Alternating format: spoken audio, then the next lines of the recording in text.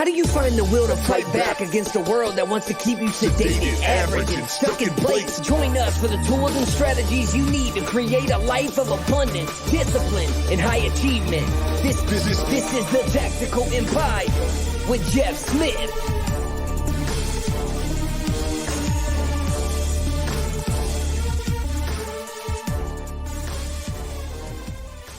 Welcome to another episode of the Tactical Empire. I am joined by my man, Sean Ryder. How are you, sir? I'm good, man. I mean, hectic, crazy, but as we've been talking, the wife left corporate America, but that was 2 weeks ago. But we've had like snowstorms, ice storms, so the kids barely have even touched school over the past 2 weeks. So this week is looking very good. It's in the mid 40s, maybe 50 degrees. So the kids will be in school 5 days a week for the first time in a month and a half. And so I think this will be the first week where we try and actually hit a good rhythm with the new way things look. So I'm in good spirits early on this week. How are you? I love it, man. I'm doing great. We had a little bit of a cold snap where I think everybody did last week, which kind of bummed me out a little bit. It was dark and gloomy and shitty. I don't know how I grew up in Illinois, and it's a real deal. Once you're used to being outside 365 days a year, it's a challenge when you get into other climates. But this week's great, 72 and sunny, and so we're doing great. So for me, it's the opposite because like the cold used to bother me. My feet would get really cold and they'd like never recover. Like my dad never turned on the heat in the house to save money. So like my feet were perpetually cold growing up. But now like the good thing about cold plunging is that I literally was walking around in a t-shirt yesterday because it was 37 degrees. Because last week it was 1 degree. Last week It was 1 degree here for like 3 days in a row. And so it was cold. So now that it's 37, I was walking around in a t-shirt, walking into Target. I'm like 37 degree air feels way better than 45 degree water. So the 45 degree water, because all my clients are coming into the business and they're like, it's freezing outside. I'm like, it feels fine. Like I'm good with this. I can put up with this. But man, you guys were in Florida. You guys had a bit of a cold snap. I had some people that I know that were down in Disney World and it was 30 degrees and rain. So not the best time of year to be in Florida, but ready to roll. Yep. We were at Disney Springs yesterday. Oh yeah. It's weird because we'll be back in Disney in 2 weeks and we fly down, like when we fly into Disney or Orlando, we try and get there like just after lunch on Sundays so we can go to Disney Springs for dinner on the first night we're there. So did you guys eat anywhere in Disney Springs? Kind of cool little spot. Everybody was starving, so we went to this Mexican place, La Cocina, I think it is. It was real average. We didn't intend to eat there. That was not what we were going there for. But we will be here if you guys want to hook up. So. Oh, really? Yeah. Like for a couple weeks? Yep. Oh yeah, let's do it. Our little thing now, it's whatever food, but we go to this big dinosaur restaurant in Disney Springs. It's kind of like become the thing. And it's not like the best food ever, but it's kind of a funny little atmosphere. But we can find somewhere nicer. We can, yeah. I won't say it. I will say it out loud. My wife stole 2 of their kid plates last time, so we have these dinosaur plates from the house. So leave it up to my wife. The first time I've ever seen her take anything from a restaurant, I was like, "This is what you're taking? You're taking kids' dinosaur plates? Goodness gracious!" Hilarious, man. All right, man. Well, we've been on a good little kick here of like hitting 2 episodes back to back on similar topics. So I think we're going to keep that train rolling. And something I was thinking about that came up in a few conversations in regards to personal finance recently was just the use of credit cards. And it's been a while since we've talked about traditional personal finance, and we're not going to talk about the big scope, broad stroke personal finance. We're going to talk about how some people just have like an ill feeling towards credit cards based on what they learn. But I just want people to hear from you and I on how we utilize credit cards in our personal lives or business, right? It's not some high level strategy or rocket science. I just want to Mm. tell the people how you view credit cards, what you utilize them for. I'll tell them how I view credit cards, what I utilize them for. Then the next episode will go a bigger step forward. We're going to leap forward and talk just about uh, higher forms of debt strategy and how we Yep. utilize those in our life. So I don't think we've ever had an episode specifically towards credit cards, personally and business. I know they've come up, but Jeff Smith, how do you utilize personal credit cards or business credit cards? What are your main thoughts and go-tos? I use credit cards for everything. We have, I mean, admittedly, I probably have 15 Amexes. Um, so I have a lot of credit cards, but like ultimately, I think you use it for leverage on what you're doing. I teach everybody in the group to view each individual LLC or each individual property as its own like little business where you're trying to keep your P&L straight with each business to figure out the profitability of each of your assets, right? And for me, credit cards help make that crystal clear. It's just an organizational thing on my side. Unless I also teach burring and flipping and Airbnbing using 0% credit cards as well. I think it's a brilliant way to crack into the game, especially in the Airbnb space. If you've got an 18 or 24-month 0% credit card that you can throw the linens and the furnishings and shit like that on, you definitely should do it, because where most people miss the mark when they start investing in assets is they use all their own capital. And and a 0% credit card is kind of like just using OPM or other people's money.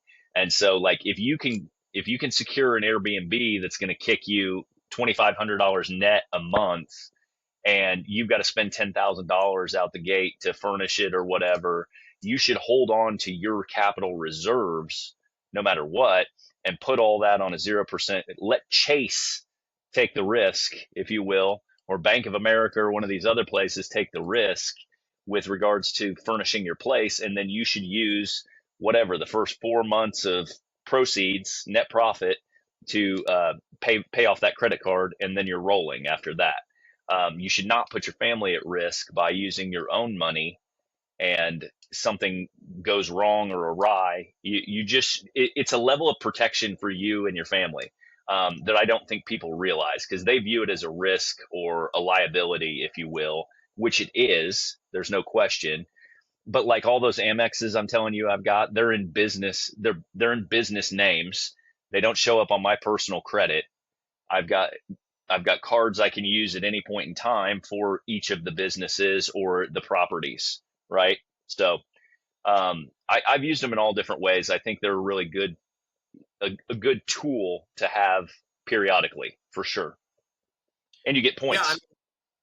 yeah, exactly. I think the low hanging fruit here is if you're a steward of money, there's no reason not to use them, right? Like, of course, a good rule of thumb in for me, I view it. I separate personal and business strategy, even though you could mix and mingle the same strategies for both. But personal, I keep it super simple.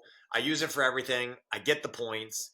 I don't use any like high level like mileage. I don't fly that much, so I'm not worried about like the best one for flying or whatever. We have a Costco credit card that gets up to like 3% on certain purchases, and they send a nice check in the mail. And then our Wells Fargo one, I usually just build that one up and then take a statement credit, so it saves us some money every so often. But personal, we pay for as much as we can on a credit card, and we pay it off every single month. I've never accrued credit card debt in personal credit cards. So that's like a hard stop rule of thumb, what I do. If I ever wanted to, I would change that strategy and use what I use for businesses. And so with businesses, it's the same thing that you just said. I use it for every purchase that allows me to use a credit card. If I could pay rent and pay my payroll on credit cards, I would. I haven't figured out a way to do that through the services that I use. I do know other men, or at least one man in the Tactical Empires inner circle, who has learned how to use a credit card for payroll. So that's like immediately like 100,000 points a month for Yep. him. I haven't fallen down that rabbit hole. I'm not that obsessed with it, but for businesses, I pay for everything. Um, but whereas in my personal life, I pay it off every month. With the business, it just depends on what else is going on. So in an ideal world, I do pay that off every month.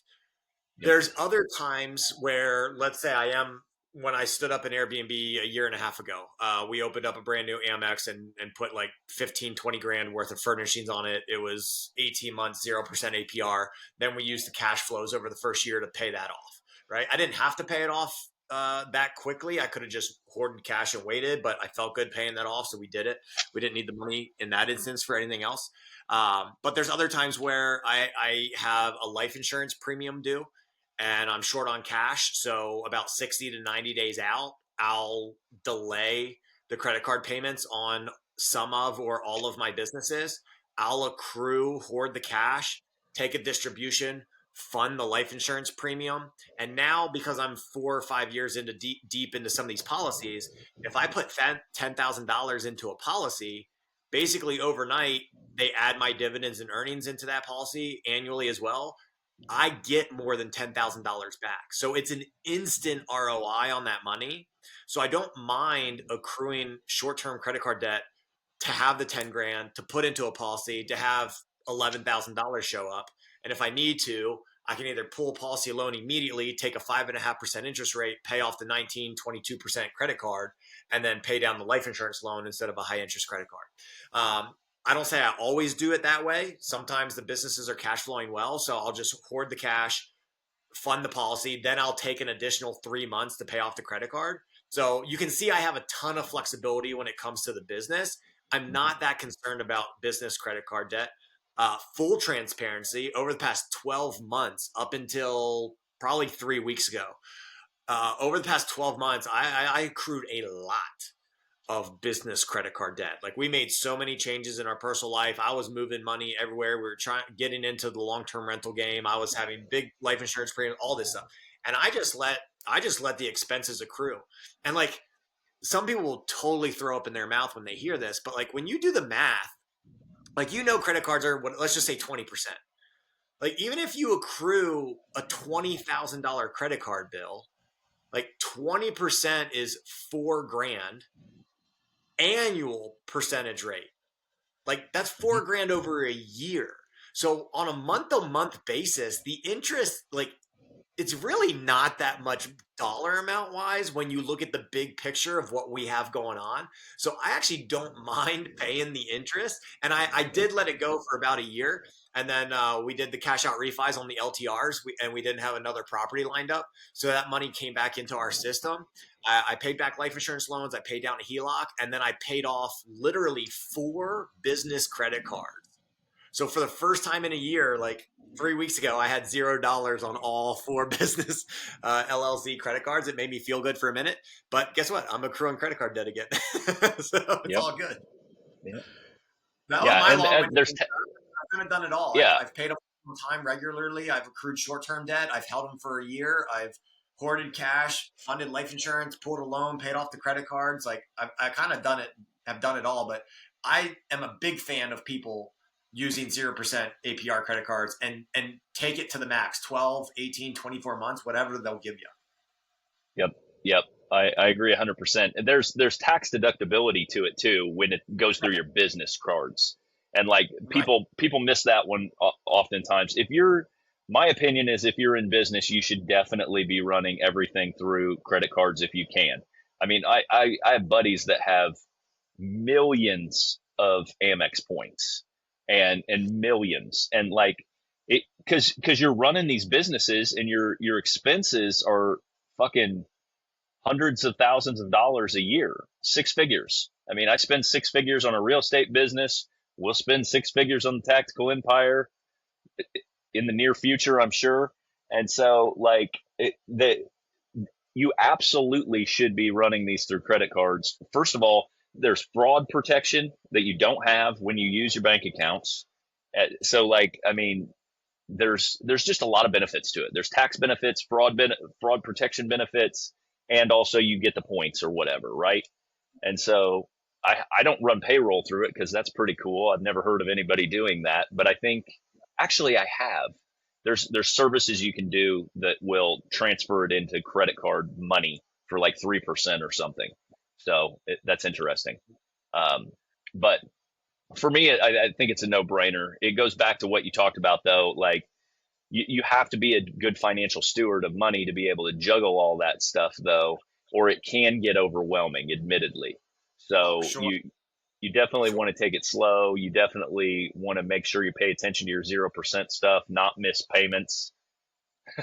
I have a Yeah. story of like I notoriously bought a 0% um, television one time on like a Best Buy card, and I missed the first fucking payment. I was late on the very first payment of like no APR for or 0% APR for like 18 months. I thought I was in the fucking catbird seat. I was like, this thing's only gonna be $30 a month or something. And, and I missed the very first one and boom, got hit with like 28% interest or something after that. And, I was like, son of a bitch. So I had to pay the whole thing off. I had devised this plan that I thought I was super slick, and my wife was like, whatever, dude. And yeah, missed the first payment, had to pay the whole thing off in 30 days anyway. And so it was just a bunch of wasted time. And then I had to cancel a fucking credit card. We all make our mistakes, but I think the potential upside, and when I say upside, I don't mean upside just for the benefits of the credit card. I 100% will always make sure that my family's taken care of, and I will pay myself first. There's a certain standard of living that we want. There's a certain amount that I will make sure flows to my family, and if that means a credit card company gets to charge me, it's just kind of like interest is the cost of money. So for me, like, I'm gonna pay myself. If I have to pay another credit card company that allowed me to accrue a balance of 8 grand, 10 grand, 20 grand, or add another zero or two, like you've been mentioning, like it's just, I'm going to take that hit in the short term. This is Yep. not the long term strategy to let 100 grand sit on a credit card. But if I think there's a time and place for everything. So maybe a year from now we will record another podcast episode where I'm like, yeah, Jeff, I've been sitting on $100,000 credit card for a while, and this is actually how it's turned out really well for me. But I just wanted to open people's brains up, that it doesn't have to be a absolutely no, never use them, or an absolutely yes, use them, but always pay them off. There is a time and a place to be fluid with your finances. And this does come back to what we believe in, which is staying in control of your money system and making sure that you're putting money to work first. Because yes, the interest rate on a credit card may be high, but if you pay for cash for something, you're financing it because you're foregoing the right to earn interest. Okay. If you take your cash and you buy, let's say, an asset that's going to return 15%, and you accrue a credit card in the short term at 20%, like, oh, well, the 20% is higher than 15. Yeah, but the credit card will be paid off like someday, somehow. So that will be zero at some point.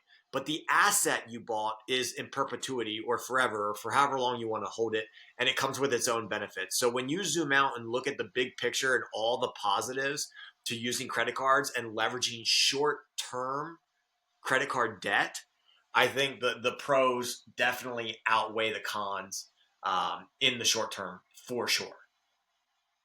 There's another hack that I wanted to mention for you real estate investors that my sister introduced me to, because it kind of blew me away. So I'll mention it on this episode because it was a little, it was good. Um, the so I just bird a house last month, and she went and walked it when she was down for Christmas, and so she told me my windows were shitty, and I was like, okay, big deal, fucking. I got shitty windows. I don't care. And and she said that you can go to the big, like, nationwide chains, franchise chains, Windows and More or some shit. I don't know what the name of it was that she said, but there are Windows franchises all over the country.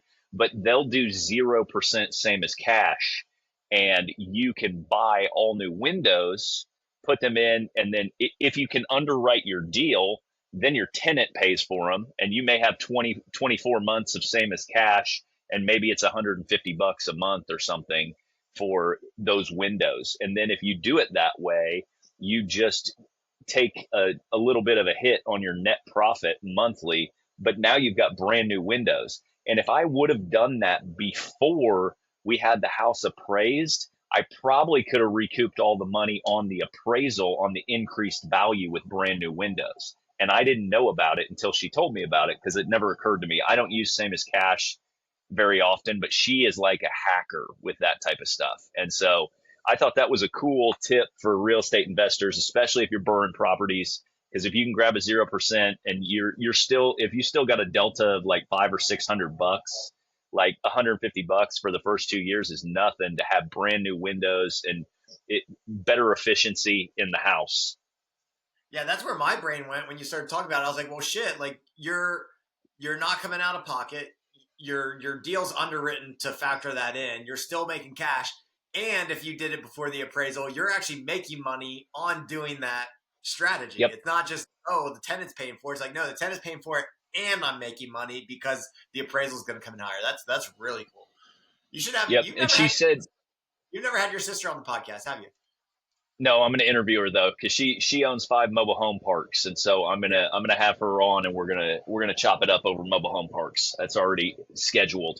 Yes. But the other thing, she did actually say that she's been doing the window thing for a while. Now she rents in Illinois. She has rentals in Illinois, so it's fucking cold. But she said if you should advertise that if you're putting new windows in, because a tenant that has shitty windows knows what it's like to have shitty windows, and they're interested. Because I was like, I don't even know what I would do with that. But I guess in Houston it would be the same way, because they got sky high power bills because they're cranking the air conditioning all the time. But if it's all leaking out, they've got big power bills. And so like it would be attractive no matter where you're at, really. So just a little hack there, since we're talking personal finance stuff. You do have to put that in your personal name, so it shows up on your personal credit. It's not a business thing, but still, it is what it is. Well, there you go, ladies and gentlemen. You got a little bit of credit card insight, and for you real estate investors, you all can go grab some new windows on your next properties. Jeff, I appreciate your time. Next episode, we're going to go a little bit bigger with different types of debt that we utilize for our projects. Jeff, send the people out. Yep, guys, like and subscribe to our Facebook page and our YouTube channel, The Tactical Empire, and send this to anybody that might need this information. We appreciate you guys listening. We appreciate all your help, and have a kick-ass week. We'll see you soon.